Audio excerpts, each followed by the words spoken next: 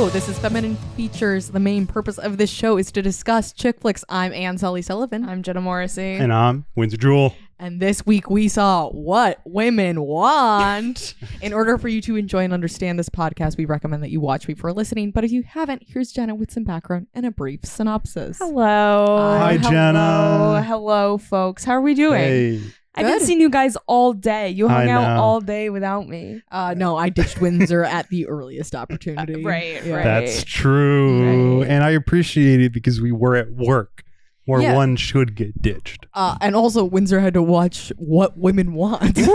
And I said, I would prefer not to see that movie again. I would prefer not to see it the first time, but it's too late for that. Stunned to learn I did not share that feeling, unfortunately. I wonder who picked this one. Yeah. So this is a year 2000 Paramount Pictures film directed by none other than Nancy Meyers. Let's give it up for Nancy Meyers. And we all know that's why I picked the movie. Yeah. And we love you, Nancy. And this movie was written by three people. That we have Josh Goldsmith, Kathy Yuspa, and Diane Drake. All right, so our cast here, we have Mel Gibson Boo. as Nick Marshall. He's Boo, boo, our boo. protagonist. And the young version of Nick Marshall, I was shocked to find out, is played by Logan Lerman. Yep. Whoa. I know, right? Mhm. What a little cutie pie. And that bizarre sequence where he has a flashback that reveals he grew up as a gay kid. Ain't that In a- bizarre? yeah. When they're like, you know how misogynists are. They grew up around showgirls. They go and up it's like, surrounded what? by liberated women who work in sex work. I'm like, that would be like a gay kid or like a liberation fighter, you know? Yeah. Well, it's just crazy to be like, well, we have to explain why he's a chauvinist. It's like, I don't need an explanation. I'm ready to believe any man's a chauvinist. Yeah, No, literally. And Yeah. they're like, well, of course it was some dumb women who led to this happening. Yeah, you know, if you see too many tits, you're gonna get addicted. He was taught to see his He was mother addicted to as an tits. object by his mother's boyfriend, which was the plan. Was that his mother's boyfriend or just the guy who owned the club? I think it was just the guy who owned the I think that was just the guy who owned the club. Yeah. But he slapped her ass anyway. Yeah. Well, I had a similar reaction to finding out it was Logan Lerman as young Nick in this as I did to when we watched that Wolverine movie and young Wolverine was Troy Sivan. Of course. I was like, whoa. And I awesome. recognized young Troy Sivan immediately. I did not recognize young Logan Lerman. I guess I gotta pay attention to child actors. That's not true. But people, sometimes they come up later in life. Yeah. people who are acting in cities as children are sometimes also doing that as adults. Mm-hmm. That's true. Next up, we have Helen Hunt as Darcy McGuire. And then Marissa Tomei as Lola. Then we have, we typically get reactions to people here. I felt so bad to not cheer for the one and only Helen Hunt. Mm-hmm. And I'd like to apologize. That's okay. It just, felt weird. I was getting woo the for Helen reaction. Hunt. Yeah, Woo whatever. for Marissa Tomei. woo for Marissa Tomei. Next up, we have Mark Feuerstein as Morgan Farwell. He's Nick's friend. I specify because I don't think he comes up once. Well, he's important because he gets accused of being gay, and it's the only other plot point he has for the rest of the movie. Yeah, sure. Yeah. Then we have Ashley Johnson as Alex Marshall. It's Nick's daughter. Yep. Then we have Judy. Ashley Johnson. Yes. Woo, Woo. From The Last of Us, the video game. She plays Ellie. Oh yeah. Yeah, very famous for that role. Mm-hmm.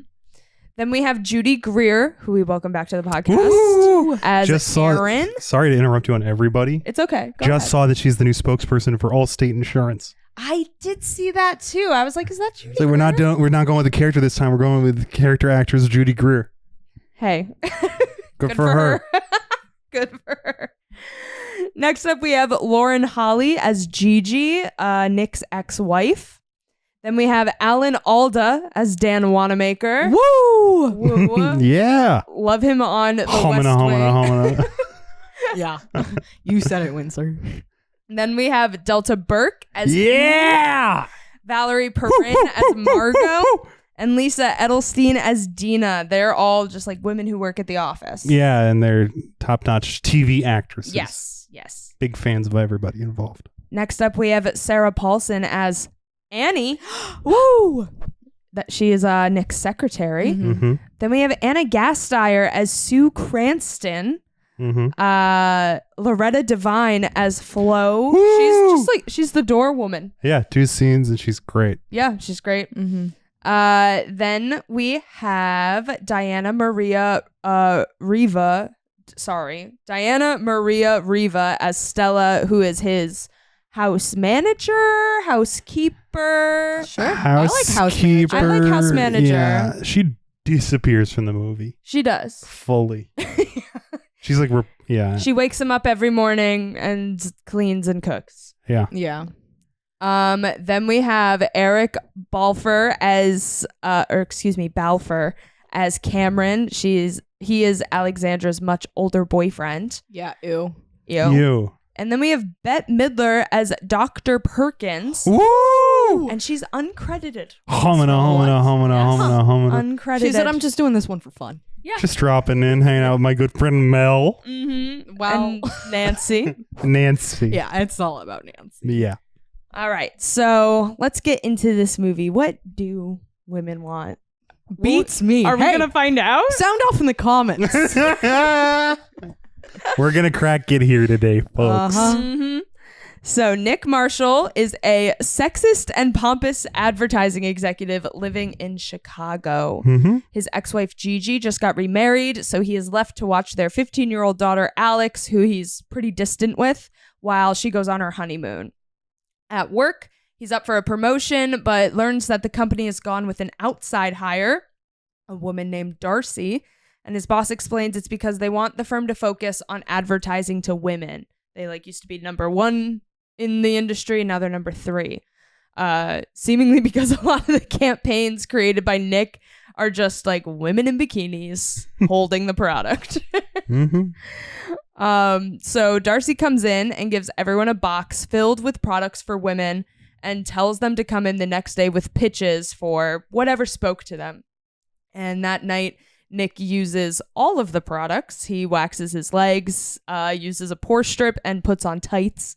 And at some point during all of this, he slips and falls into the tub while holding a hairdryer and blacks out Electrocutes himself. until the next morning. Yeah. Mm-hmm. He is out for hours. That's a really bad sign, by the way. If that ever happens to you, go to the emergency room immediately. Yes, please. Because you have organ damage. Yeah, that's not good. Yeah. Well, for our good friend Nick here, he wakes up the next morning and he can hear the thoughts of all of the women around him. Yeah, also a bad sign. Also a bad sign if you black out for 8 hours and you wake up and you can hear other people's thoughts. Yeah. But in this movie, it's fine. It's You cool. don't need to worry about it. Just women. It's just women. Mhm. And dogs. And And How female much dogs. can women even think? I mean, Windsor? the implication of being able to understand every female animal is just they're immediately ecological values. They I know, completely he go can hear the undiscussed. dog? He can hear the dog. He can hear the dogs and it's not really addressed. That's what I would be more focused Right, on. right. He should become the champion of animal rights. He should Yeah. be Dr. Doolittle. He should be at least a biologist. Sure. Literally. But not the case here. Not the case Instead, here. he remains a misogynist. Yeah. Well, this is the first time he realizes that most women think he's an asshole. Yeah. Because he can suddenly hear all of their reactions to him. He also hears the suicidal thoughts of Aaron, Judy Greer. Judy Greer, a low-level worker at the firm, which he finds only vaguely concerning at this point in the film. yeah. He's know- he keeps mentioning that she's pretty funny in her suicidal thoughts. And He's hers, like- and hey, who hasn't had a funny suicidal thought? Those weren't funny. No, no, she's not cracking what I would call zingers. Yeah. She's not I'm gonna go do a backflip. No. We'll be sorry. No, No. She's no one would notice. It'll take them days to realize. nobody notices me, and he's chuckling. So he tries to electrocute himself again. Oh, he but- succeeds. And yeah, he does electrocute himself. He goes with But it lightning. doesn't succeed in making it go away. He can still hear a women's voice. Yeah, he goes outside in the rain during a thunderstorm with the plugged-in hair dryer. Gets struck by lightning. The most beautiful scene in the movie. Nancy is So funny. really working in the margins of this one. So he ends up at the office of his former couples counselor. And when he proves that he can, in fact, read her mind, she tells him that he should use this to his advantage because he can finally answer the question, what do women want? And this hadn't occurred to him. Hadn't occurred to him. And also, he saw it only as a curse until Bette Midler laid out that there could be an advantage. is that the take you think a couples counselor would have on someone suddenly having mind reading powers for another gender? I can see the year 2000 and what I thought she was saying. I can see a couples counselor being like, you should write a book, go on a speaking tour, being like, I've got the secret. Yeah. I know what women want. Yeah. Also, this is a couples counselor who knows him and knows what a piece of Yes. shit he is. Yeah. So, like, I mean, you could kind of see it being like, wow, you never listen to your wife. Maybe you'll start to listen to women. Sure, this And can be a that's learning lesson. Sort of. I mean, Yeah. he doesn't say that. You could assume that that's what she meant. I just thought it was interesting. But I was yeah. like, that's an interesting take for the couples counselor Yeah. to have. Yeah, it was not what I would call feminist. No. Well, I don't know if we're dealing with a feminist film. No, I don't think we are. Script? Well, No. you know, I mean, I guess it is. in It's the got end. it's got themes. We'll get there, yeah. We'll get to the themes. So Nick begins to use Darcy's thoughts to basically steal ideas from her. Yep. They work on a campaign for Nike's women's division together, and he just reads her mind the whole time so that they always agree. He hears what she's about to say, what she's thinking about, and then says it right before she says it. Yeah. Yeah. And she's like, whoa, that's so crazy. And he starts to become interested in her during all of this. Meanwhile, Nick walks in on Alex and her boyfriend making out, and he learns that her boyfriend just turned 18. Mhm. She's 15. Mhm. And Alex thinks that he's trying to ruin her prom night by not approving of him. Eventually, they begin to repair their relationship, and he takes her dress shopping, where he hears her thinking about losing her virginity on prom night. And then on prom night, her boyfriend dumps her because she doesn't want to have sex, and Nick consoles her about it. In the bathroom. In the High school women's girls' In the bathroom. high school girls' bathroom, yes. Mhm. And this is after he loses his ability to Yes. listen to women's thoughts. Yeah. And he still engages with this kid. Crazy. How Mhm. touching. Yeah. Mm-hmm. Suddenly, they have a relationship. Well, Yeah. they It got- only they're working it only towards took yeah. a force of magic. He didn't see It her. only took a getting electrocuted 3 times. 3 times. He didn't see her as a person. It's true. So after the pitch to Nike goes well, Dan fires Darcy because he thinks she didn't do anything to help with the pitch. And Nick makes him rehire her and then realizes that Erin wasn't at work that day. And he's scared she's going to kill herself. So he runs to her apartment in a storm. And that's when he gets caught in an electrical fire and loses his mind reading ability. And there's a racist little sequence where an elderly Asian woman looks at him a bunch. I was like, Just is a this little going to touch be of, like like- a magic? Is that an older Asian person? Something magic's gonna happen. Yeah. Like just Yeah. Hollywood in the year 2000. Yeah, Well, but he he couldn't couldn't read read her mind. Did you notice that? Oh. Oh, he didn't that's why speak? he's I just looking assumed- at okay, her. well, Yeah. yeah, but I also assumed it was because he doesn't understand They Chinese? never address that maybe. at She any doesn't point. speak at all. She doesn't even She speak. doesn't speak out loud. But like, well, okay. So here's the thing: is he can hear the women's thoughts who are speaking sign language. Yes. Yes. But sign language is like English. Yeah. Yeah. They're still thinking English. Yeah. Like. So what's going on? Well, he can hear the dogs talk. That's so true. So he should be able Yeah. to understand Nah, Chinese. at the very least. Well, it turns Yeah. out dogs know English. They just don't have the vocal cords. Hey, that could also be true. But no, they don't get into it. I guess, yeah. He's like, that's why he looks at her a while. I thought he was like, something magical going to happen. Mhm. Yeah, 'Cause that's he sees an older Asian person. Yeah. But I guess the reason why he's looking at her like that is because he can't hear her thoughts. He can't hear her thoughts because it's not like I was thinking, is the movie implying that there is like some sort of magic afoot that this elderly Chinese woman has to do with? But I don't really think so. Oh, 100%. She just like showed up. Yeah. And then disappeared. Yeah. 100%. She had nothing to do with the mind reading abilities.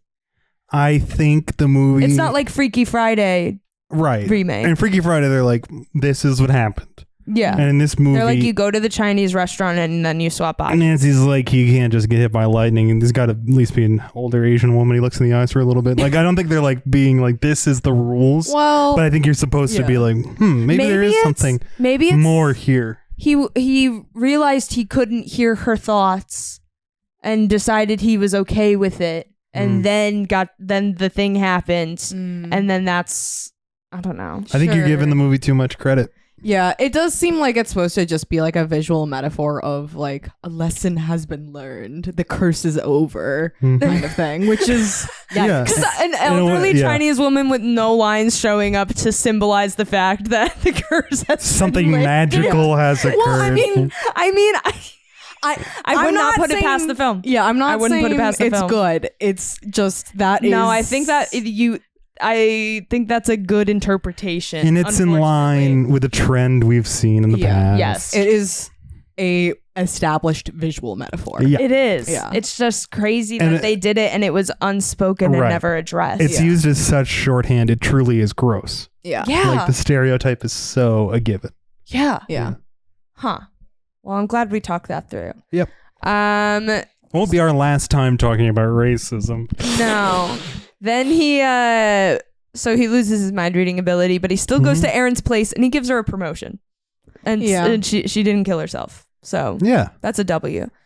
Then he goes to Darcy's place to tell her that she got her job back because she like hasn't been listening to her voicemail. And he says that he needs to be saved from himself. And she fires him, but forgives him and kisses him. And that's the movie. Sure is. Well, the theme of this one happens to be that women are people. Shocker. Shocker. Some people don't know literally that. always saying that. You're always saying that. Some I'm people always like, are you sure? truly don't know that. Some people truly don't know that. Yeah. Some people do need reminders. There's a lot of Nick Marshalls out there. Yeah, there really are. But the movie opens and they say a man's man is the kind of man who just doesn't get what women are about. Yeah, I thought that was funny. I'd never heard the term man's man. I've heard like girl's girl a lot, you know? Yeah. But man's man is not like a phrase I've heard thrown around. A conception you use to bully your gay kid for not being masculine enough. Sure. Like your grandfather was a man's man, some shit like that. Yeah. Okay. I thought I like that the definition is in opposition to women. Women are an understood concept and women are defined in opposition and around them. I like that the movie opens with that. Yeah. Yeah. But yeah, I mean, like, you know, we'll keep going. It just points to the bizarre gender politics of the setup for this film. Yes, indeed it does. Quite bizarre. But yeah, just like being like, women are a whole different species is just like, so like, they're people, you know, they're most people. The most of them just kind of want to like live, you know, eat, sleep. Typically survive, you know, not have that bad of a time doing it. No games, just sports. No games, just sports. The road won't call you too fat. I liked that. I like that they were still feeding on women's insecurities as a given in their feminist Nike commercial. Yeah, of course. Yeah. But yeah, it starts out being narrated by his ex-wife, which is crazy because she's so not even very much part of this. No. And she talks about him in full on her wedding day to her entire room of people. And she like gives this whole breakdown on him and humanizes him so much. And his whole character arc is learning that women are also people. Yeah. And she was able to give this piece of shit such a humanizing character arc. And that's a give it. Yeah, from the beginning. Yeah. Same with kind of Marissa Tomei. Like, I didn't even mention her in the fucking summary. Mm-hmm. Sorry. Yeah. She's a coffee girl. He like hooks up with her and reads her mind the whole time. Right, and so they have incredible sex because he reads her mind during sex, and then she doesn't like that he doesn't call because she wants to feel desirable, and so she asks him to say that he's gay so that she feels in her head. desirable. In her head, she's like, please be gay. Please be gay, please be gay. Well, right, out loud she says, you got to be gay, right? Yeah.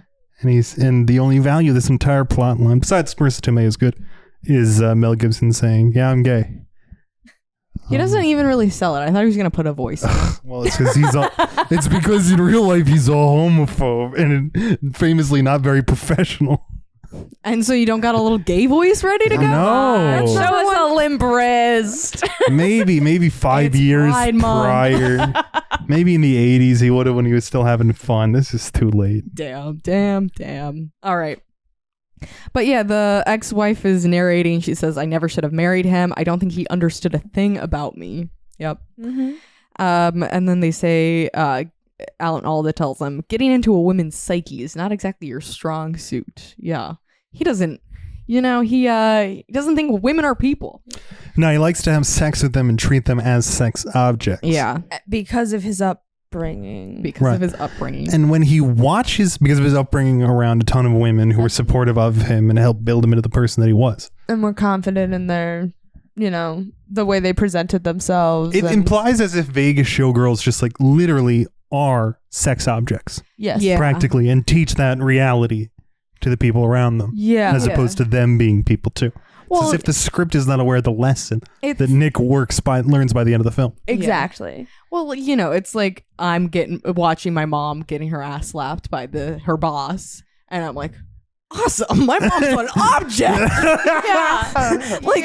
I relate more to her boss. Yeah. And like framing that as like, and that's just the fun kid Nick was. Yeah. Is such a insane and dark setup. Damn, yeah. Yeah, but he has this daughter, which, crazy to have a showgirl mother and a daughter that you don't even consider. Or Thought she was 2 years younger than she actually was. He had a single mother. He had a single mom. Single mom. And, Yep. and he doesn't have a connection with his only daughter. It's true. Yeah. But she says, you think you listen to me. And he can't remember her boyfriend's name. Mm-hmm. Which, hey, I am bad with names also. But if it's coming down to that, he's been bad. It really hooked me because I do the podcast and I try to remember people's names. I was like, well, it's Cameron. And Mel Gibson's character couldn't answer it. And I'm like, wow, this was effective. Yeah. Yeah. Cameron's a good one. I also remembered that. Yeah.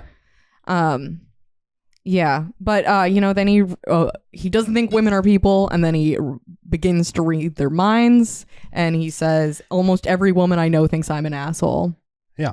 And it's true. Probably because he's an asshole. It's so true, and it's crazy that no one's told him that before. Yeah, Yeah. like how has it not come up? Well, there's I think it's the implicit violence of the patriarchy that keeps women down as an oppressed minority in this country, Very true. especially in the workplace. Yeah. Yeah. And so,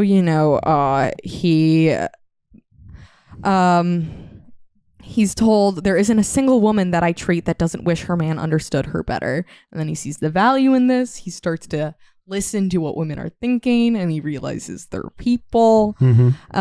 And he is able to comfort his daughter by saying, I know what it's like to be a woman. It's not as easy as it looks. You stood up for yourself. Do you know how ahead of the game you are? I read minds for a week and a half, and I know what being a woman is like. That's what I say. I say I do a podcast about chick flicks. I know what it's like to be a woman. Yep, you do say that all of the time. I do. You're like, Sully doesn't keep anything from That's me. like I your know what it's like to be a opening woman. line on Hinge, right? Yes, my opening line is, I know what it's like to be a woman. Yes. I don't have much else on and then it's just 6 of the same selfie. But yeah, so that's the theme of the movie. Women are people. Women are people. My favorite segment of sexism from the film, of which there are many, is when he's watching the television and he doesn't even like looking at women on his television. He's a political misogynist. he feels that they are lesser and should be neither seen nor heard. He's an aromantic heterosexual. Yeah. Yes, correct. Yeah, sure. Yes, yeah. correct. And a political misogynist. Yeah. And it's just who wackier for this to happen to. Yeah. Yes, very true. Yeah. So that's the theme of the movie. And, women are people. This is true. In my is true. experience, I haven't met all of them. Anyway. And some people You do have need to- to be reminded that women are people. Yeah. People need to be reminded. Some But- political party. But groups. not a lot of women need to be reminded that women are people. No. Yeah. Which is, we'll get into it later, why I don't believe this is a chick flick. Well, if everybody involves making the movie for women, why would you have that be the only lesson? Well, thank you for asking that, Windsor. And as you know, I think that even when movies are bad, sometimes when they're about the truth, like women being people, Yeah. there are nuggets of truth that come forward and Yes. like shine through all the bullshit. And so what I think women can take away from this movie is that this movie is about speaking up. Mhm. Because it's like, the whole plot is he is hearing Helen Hunt's thoughts. And so he's able to say her ideas before she is. And so it's like, she has a couple instances where she's like, I gotta speak up. Right. Or Or she's like not confident in her first idea, and then she comes in with a lesser edit, and he's just stolen her first thought, yeah. and it's more successful. Yeah, exactly. She's like censoring herself. Yeah. Yeah. So, I mean, I think there's a value in that, in like realizing that, like, yeah, men are gonna just like say whatever the fuck is pops into their heads, and you need to like approach things with the same confidence. Mm-hmm. Yeah.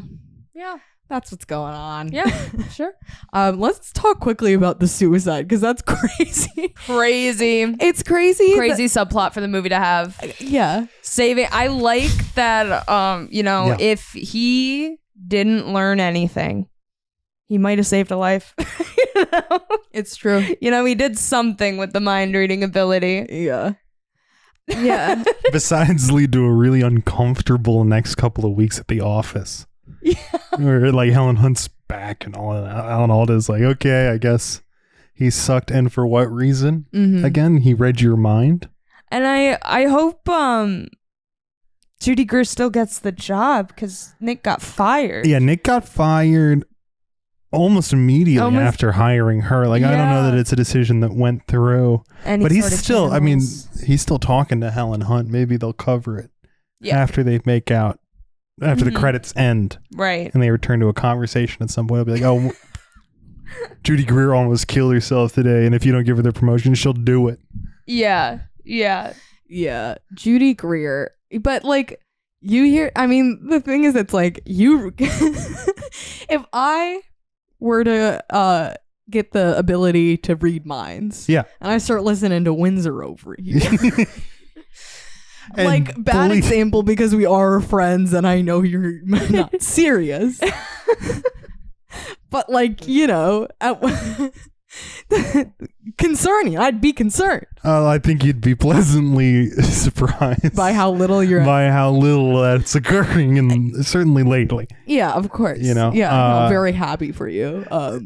But yeah, people have ideation all the time. Yeah, I think Yeah. a lot of people, especially perhaps people our age, are just constantly saying, "Oh my god, I'm gonna kill myself." Yeah. Yeah. So Yeah, Yeah, but I do like that she's basically the nadir of depression every single time she sees him. yeah, Like, she is at all times 24 hours a day and ready to do it, yeah. yeah. which is like, Nobody will miss. Everyone hates me. Nobody knows me. Just like constant stream of Yeah. negative Like, talk. we don't have to get Judy Greer a therapist. We have to get her like In an institution. institution. Yeah. Yeah. It's like Yeah. kind of a dire situation. It seems. Yeah. Yeah.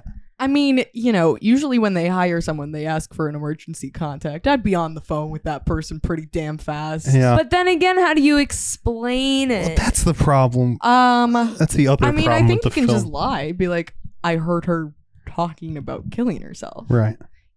I don't know. I heard her talking to herself in the bathroom. Yeah. I heard her whispering to herself about jumping out the window. Yeah. Yeah. Yeah. I don't know. Yeah, crazy subplot for this movie to have. But And- I and to just- kind of ate it up. Me also, too. I mean, I he, love like- Judy Greer. Yeah. He really ignores it until he's like, oh, I guess I can't ignore this anymore. I know. He's like, oh, she's not here and she didn't call out. He's like, No one oh. else is concerned. And he like waits during the day. He's got other shit he does. And then, because he doesn't think women are people when he first hears her being suicidal. He thinks it's funny. That's right. He does. He's like, and she's funny. And he needs to see his friend's sexism brewed and be like, wow, I guess people around here don't notice the girl with the fruit. huh. Right. Well, He didn't I care don't know. whether she lived and died it's true. until Helen You're- Hunt yeah. kissed him. You're correct. Yeah. Mhm. Yeah. All right. Well, let's talk about what this movie meant to me. Yeah. Go ahead. First of all, Alan Alda, I love you. Yeah. He's incredible. I love MASH, the TV show. The movie is terribly sexist. Similar to this film. Similar, well, Similar to perhaps Mel even Gibson's worse. performance. Because this one's like, women aren't people. And MASH, the movie, is like, women aren't people, let's sexually assault them. You know what? You're No assault so in this, correct. as far as I was That's able to true. tell. He yeah. doesn't sexually assault anybody. You're Mhm. absolutely correct. MASH is worse. MASH is worse. But I love the TV show. Of course. Yeah. Yes. Personally, I'm pissed off at men this week, particularly the ones that don't think women are people, or think that like random hookups with women are meaningless to both parties. Mm-hmm. Mm. And you guys know who I'm talking about. And if you get struck by lightning, maybe he'll learn a thing or two. Maybe he'll learn a thing or two. No, I don't wish that upon my good friend. I think this would be a really fun situation for him specifically to be in, I though. think so. Yeah. Yeah. Jesus. Anyway, let's talk about Annie with the Israeli BF. Yeah. Let me just- How about that? She's got the name Annie, Yes. and I would never date a man from Israel. Sure. Problem number one. It's a man. Problem number one. Number It's two. a man. Yeah. Yeah. And I liked the scene where he walks in on his daughter hooking up with her 18-year-old boyfriend, and he starts reciting Casey at the Bat. To stop drown out her hearing thoughts, her yeah. sex thoughts. Yes. Yeah. And I don't it just reminded me of my own father and the Yeah. time that he could read my thoughts when he walked in on me. Just kidding. Crazy that happened to you too. I know. It's yeah. happening all over Well, the place. my dad didn't think women were people. What? It happened to me. I used to be a huge misogynist, and Yeah. that's why I got on the podcast. I know.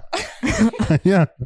No, I kid. we're all kidding. My dad I've never Very been much struck by lightning. respects women, thinks they're people, but we were talking about Casey at the Bat recently, and he was just like, I think I could recite that whole damn thing. And I was like, I think I could too. I can't. I couldn't even come up with the first line. But Frankly, hot. I thought it was pretty hot when Mel Gibson was doing it. my favorite line is kill him, kill the ump. Yes. And I like to yell that at sporting events. I know, and you really shouldn't. Why not? Because it's not that popular a poem anymore. And there's a lot of people threatening to kill umpires due to gambling sites right now. All right. Well, I was at the Liberty game. Gambling schmambling. Okay, first of all, I was at the You Liberty can say game. kill the ump at the Liberty games because they're refs. I wasn't saying kill the ump, Oh. but I was at the Liberty game, That's and what you can say. It's not a guy you're directly threatening, In baseball, you can say it. I was threatening him. I just didn't say kill him. Well, I'm up in the nosebleeds. They can Right, hear right, me. I'm up in the nosebleeds. I was at the Liberty game for Pride Night. They were playing the Mercury. Yes, nailed it. I can't usually say No, that you word. know. Oh, yeah. And the ref kept calling fouls on the Liberty, and I was like, "Let the girls play." Amen. And so I was up in the nosebleeds going, I know where you live, ref. Which I think is a good threat because obviously I don't know where he lives. I love this shit, but you should never get courtside seats. Oh well, I wouldn't yell it if I had courtside seats. It's all about them not being able to hear me. I know, Right. You gotta be It's as far away as possible. Yeah. So that's what this movie meant to me. incredible. Mind reading has always seemed really scary to me. Oh my god, it's my dream superpower. Although I would go crazy. I think I would go crazy. I've always thought it was scary because my dad used to watch Heroes. Yeah. And there was this scene, I remember one specific scene of Hayden Panettiere. It's her, right? Panty. Yeah. Yeah. Like walking into school, like the first day she has her powers or something. Yeah. And like she like, it was like having a panic attack. Like she could just hear everything. So she always had to have her headphones on in crowds. And I was like, that seems awful. Yeah. I don't know. I feel like, I don't know. I'm in New York all the time. It's loud as hell here. Yeah. It's loud as hell here, but if you were hearing everyone's thoughts, Wouldn't it just sound around like you- a crowd? Wouldn't it just sound like... Yeah, but if it was like people you know, it's like so, I don't know. Oh, I feel like it'd be harder to tune out. like Yeah. if you're like thinking about Sully and is Sully and Sully and Sully and I'm just like, what? Like that kind of thing? Yeah, I guess. Mhm. I don't know. It just seems so scary. Sure. So when he woke up and like freaked out, I was like, yeah, that makes sense to Yeah, me. it does make I was sense. like- I would also think I was going crazy. Mm-hmm. And my high school math teacher was struck by lightning. Whoa. So I was thinking about that. I believe, yeah, he told the story to us. He like was getting either onto or off of a boat during a thunderstorm. And like, as he was taking the step, that's when it hit him. Did he fall into the water? No, he like didn't realize what had happened. He didn't like pass out or anything. He did end up going to the hospital, but like, it was like more the people around him were like, holy shit, like we just watched you get struck by lightning. That's crazy. Damn. Yeah, but I I'm never glad liked him. Oh, so well. yeah, he wasn't my favorite, but maybe it was just because it was algebra 2 and I hated that class. Yeah, fuck that. And then when I was watching this movie, I was trying to think of like if they remade it today, how would they wokeify it, you know? And I was like, what if it was a gay man who could suddenly hear women's thoughts? And it was like a mean gay guy who has to learn to respect women. Learns that all his good Judies hate him. Yeah. Because he's such an asshole all the time. Yeah. Huh. Yeah. I thought that could be fun. But then you get into like the gender weeds of all of it, you know, and gender's not actually real, so that makes it tough. Well, of course. Yeah, I Of course. was scared that this was gonna be a transphobic film. Yeah. I was thinking about. I was well, like, it's still Nancy. You know, I was they're like, not is going- something like Well, that yeah. gonna come up? But well, I mean, But- I just thought it was gonna be a he wakes up and he's in a woman's body and he's like, oh my god. You know? Oh, That's what I thought was gonna happen Yeah, because yeah. that's kind of what they're setting up for. Yeah. Yeah. Yeah, with him in the pantyhose. No, Yeah. he's just really comfortable with his body. Yeah, he just wanted to see for himself what those tights did. Yep. Mm-hmm. But yeah, that's my current pitch. I was trying to think of more, but that's really the best I came up with because I kept getting stuck on the gender thing, and you know, our trans siblings, how would they come into the story here? And I don't know, so I gave up. I mean, I would like super easy. Just women are women. I mean, yeah, of You got course. her on there. You can hear it. be kind of Of fun course. if there was like a Like it young- would have to just like affirm it. Oh, I mean, I just Yeah. fear that what in other the type wrong of hands, woke film would you make nowadays? you know, in the wrong hands, it could go wrong. I That's all. agree with you. They did make the film What Men Want, Yeah. which I saw it in theaters. Oh, you did? Of course. Great. I enjoyed the film more than this one Okay. Uh-huh. Yeah. Yeah. because I'm a big Aldous Hodge fan. Sure. But trans men do not come up in that film. Okay. And I don't believe there was a transphobic joke at all. Good. Happy to hear. Usually I remember when those happen, but I'm not perfect. No. Yeah. Sure. It was a while ago. What was that? This is like 6 years ago. 2018? Yeah. I got it written 8 down. years ago. It is 2019. Yeah. 1 year off. Yep. All right. Well, that's all I have. I watched this movie because I like the works of Nancy Meyers. And I apologize for choosing what is blatantly not a chick flick, Yeah. but I believe it does have a great impact on the genre of the chick flick, unfortunately. Mm-hmm. The character of Mel Gibson, I believe, is meant to be quite attractive to women. They have him in an incredibly sexual Frank Sinatra dance with a hat rack, with his shirt off and a hat, and he does it perfectly. It was fun. It was I did enjoy it. sexy to me. It is very risky business, though, and that's Yes. not a Yeah. chick flick either. No. But that's about personal liberation and sexuality. This is supposed to be some image, some understood sex symbol. There's something about a man dancing.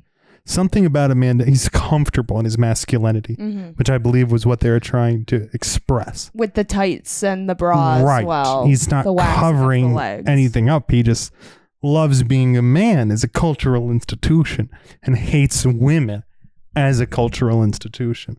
And that brings me to what I also like about the film, which is its explorations of gender and him in the tights, him being just like afraid and broken, hearing what women think of him. This fantasy of him being, and why I also think this is a movie intended at all stages for a female audience in a way that is almost nonsensical. Once you actually see the movie, is that the second he learns what women actually think of him, he wants to change. As if the only issue with patriarchy is that women aren't mentioning their issues with it. You know, it's like this fantasy that if they only knew, they would realize the errors of their ways. Instead of like the patriarchy actually being quite a planned, intentional, repetitive structure. Right. Yeah. I mean, the plot of the movie even hinges on him, like, destroying this woman. Yeah. And, like, movie could easily end with him not apologizing to her. Like, Yeah. it makes a lot more sense for his character to actually not do that. Like, to be a sexist who destroys a woman and uses the patriarchy to beat her out for a job, like, you don't have to not see a woman as a person to do that. Yeah. Like, it's not that the patriarchy is being attacked, it's that there's some eternal ignorance that is the only problem, which is fantastical, you know, ignorant. Yeah. But I like it. And I like the tone. I like the wicked Mr. Gibson's performance, despite his despicable personal beliefs. The wicked Mr. Gibson. The wickedly talented. Adult Zine. He is, of course, an anti-Semite, racist, and misogynist It is Mel Gibson. in his own personal life. I can't imagine anybody's watching this thing not familiar with that fact. But, you know, at one point he's holding a yarmulke in the movie, and it's weird. When was he holding a yarmulke? The one the Sarah Paulson's boyfriend. Oh, right. Annie's boyfriend. Right. Annie's boyfriend. I like seeing Delta Burke.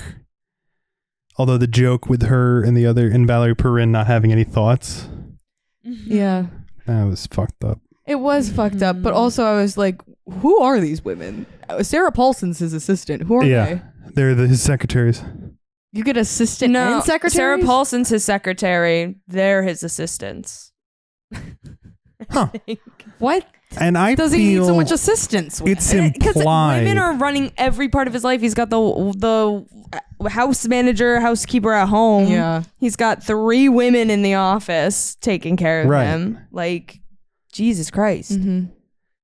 And I thought, right, I mean, the movie describes the patriarchy, which is part of why I like it. Mm-hmm. And I just, for some reason, thought they were friends of his mom's, but it's never explicit. No, I don't. They're just women who work I with don't him think or so. like that, I Mhm. guess. Yeah. Yeah, I enjoy seeing women in a movie. I think it's incredibly well directed. I think all of the material where he's reading thoughts and then it's in the pattern of the conversation happens so seamlessly you don't think about it as good directing because of, you know, Nancy's meticulousness. Mm-hmm. But I don't know, you almost see Mel Gibson fighting against her. He's not the kind of type that she usually plays of male characters in later movies. Oh, there's a lot of it, you know, that hairy chest, comfortability with himself, a la Alec Baldwin later. But I don't know, he's such a fucking weirdo. And I think it works really well for the movie, but you can imagine that clashing with Yeah. the very rigid Nancy Meyers. But you got to do some types of movies before they let you be an auteur. And this thing made bank. And unfortunately, I think influenced a lot of this type of guy, this sarcastic bon vivant, to be a potential lead for chick flicks going forward, which leads to your Ryan Reynolds and your Matthew McConaughey types. Sure. And I think this is an unfortunate fallout from the excellent and typically unblemished career of Nancy Meyers. Yeah. All right, let's hear what the critics thought. We have Roger Ebert says, the movie, written and directed by Nancy Meyers, doesn't flow so much as leap from one good scene to another over the crevices of the flat scenes in between. The movie is considerably slowed down by the unnecessary character of a suicidal file clerk. It's like max 8 minutes of the movie. Yeah, I liked that. Not well even enough. like 5. It's like, oh, Most of Roger, you don't want to talk about suicide? I mean, I don't get, like, it's just so weird in there. it's It totally is. like a miss, and it does not properly or accurately describe depression and suicide. Yeah. No, I really feel like it's in there just to, if you still think he's an asshole after all this, at least he saved that girl's life. It's to make him look like a hero. He cared about Yeah. one woman who he wasn't even sleeping with or Yeah. had to legally. Mm-hmm. Yeah. Mm-hmm. Can you believe it? Barely. All right, Roger says, great work by production designer John Huttman, set Yeah. decorator Rosemary Brandenburg, and art directors Gay Buckley and Tony Fanning. And if you wonder why I list their names, you'll know when you see their work. And, Nancy doesn't waste an inch of a hallway and has a great team. This is the start of their real, although Parent Trap's also gorgeous interiors and set design. Yeah, I mean, this is great as compared to Parent Trap, because Parent Trap is so much like Wealth, which is Yeah. lovely to look at, of Yeah. course. And this is sort of just a lot more like, this is an office. Yeah, and she still makes it look so lavish. Yeah. Mhm. Well, yeah. I Even mean, like Judy Greer's apartment to me is notable as the bummiest place in any Nancy Meyers movie. it's really interesting that it's Yeah. like, here we are in Chinatown, so I'm gonna decorate my apartment like I live in Chinatown. Like It's like, Judy okay, Greer is sure. this depressed woman in this gorgeous, immaculately decorated Chinese themed apartment in a part of town that she clearly loves because of her connection to it. Constantly eating local food, well decorated, huge apartment, well maintained. I'm like, I don't like. This is what Nancy thinks a depression apartment looks like. This is how slumming it as she could possibly imagine. It's incredible. Yeah. So yeah, every apartment. I mean, I think about Helen Hunt's empty apartment all the time, of just with the walls up and being constructed. Like even that is gorgeous from her. Yeah. It feels elegant, fancy. Yeah. Yeah, for sure. It's not boring and is often very funny. I agree. Yeah. Although I agree, and I am one of the biggest champions for this film, and that's about the best compliment I could ever give it. Yeah. He and Hunt are not a match made in heaven, but that's one of the appeals as they edge closer together. Yeah. Helen Hunt, for Mel Gibson, like famously big on chemistry, right? He got a lot of spark with a lot of characters in this movie, maybe too many. Helen Hunt's doing all the work, Yeah. but she's so good. I mean, she could fall in love with the paper bag on screen. You'd be like, they were meant for each other. Yeah. Yeah. But she's doing a lot of the heavy lifting on the chemistry side. Yeah, that's fair. It really feels like he addresses every woman kind of the same. Yeah. And with her, even, he's like, okay, I'm in love with her and I'm listening to her. So he's just kind of silent and like always looking at her to read her thoughts, Yeah, which is he's like not a just chemistry staring at building her. moment. Yeah. She's like in the moment. He's always out of it. Well, Yeah. like, he starts to see women as people. And so he starts to talk to them differently, which is good, I guess. But then it's still very patronizing. And like when he's meeting with the women in the lunchroom or the break room, and he's like, well, this is great. Now they all love me. It's like, oh, it's still all about you, huh? Yeah. Yeah. I like the material, even if I dislike the character, I like the material, the sequences, and this kind of understanding that we could all be getting along if there was true gender equality. Yeah. And that like there is almost this more full and complete lives of understanding and connection and positivity in the connections between women than there is in this cigar-based relationship with Alan Alda. Yeah. These misanthropic activities that Nick does alone in his apartment where you can't even see women on the TV. Right. You know? Yeah. Okay, we have the Guardian. Peter Bradshaw says, a genial, reasonably entertaining date movie. Yeah, it felt like a date movie in a way. Especially if your date's a huge sexist. Yeah. Interesting. Interesting. A real boyfriend dragging movie, you'd say. Yeah. Yeah. But is it Interesting. a chick flick? No, I wouldn't say so. See, but we're getting into the weeds here, folks. Here we go. Here we go. Peter says, this might have been more interesting and certainly more daring if it had been ambiguous, if we could never be sure if Nick can really hear what women are thinking or if it's just kind of a paranoid psychosis. Would it? I think the effect of them saying their thoughts is pretty good and used pretty well. Yeah. It's such a weird hypothetical because that's just like a different movie. Yeah, I don't love giving creative notes in reviews. Yeah. Yeah. Yeah. I don't think that would have been a better movie. No, that would have put more onus on Mel Gibson, who I just said is not great, and I've complimented Nancy Myers on how she shot those scenes to make Mel Gibson seem more in them. Yeah. Well, it's also like, this is about what women want. We're talking about what women want, not what we think women not want. what we think women want.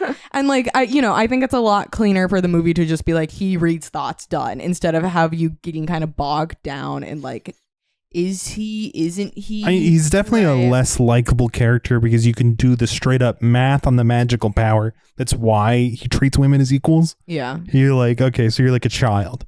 Yeah. As opposed to if it was more amorphous, maybe this is his coping with realizing he needs to change. Yeah. But like, again, this is why I don't love giving creative notes because as critiques, because all of a sudden now we're writing a totally different movie. Exactly. Yeah.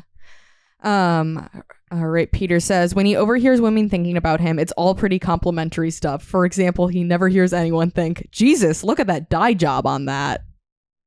He does like only at the beginning. I love he's gay. It's a good one. I like that as I just wanted to dunk on Mel Gibson. Yeah. On getting Marissa Tomei into bed, he is momentarily put off his rhythm by hearing her think his pork truncheon is not quite as massive as she'd like. What did he say? Pork truncheon. Isn't penis shorter to write? It's true, but I included this because we haven't had Roger say rumpy pumpy recently.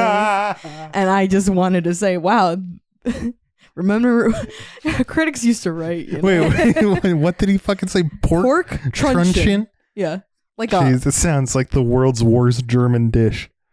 Like, I don't even know what a truncheon is. It's like a club. I had pork truncheon in my little toe and I had to get removed.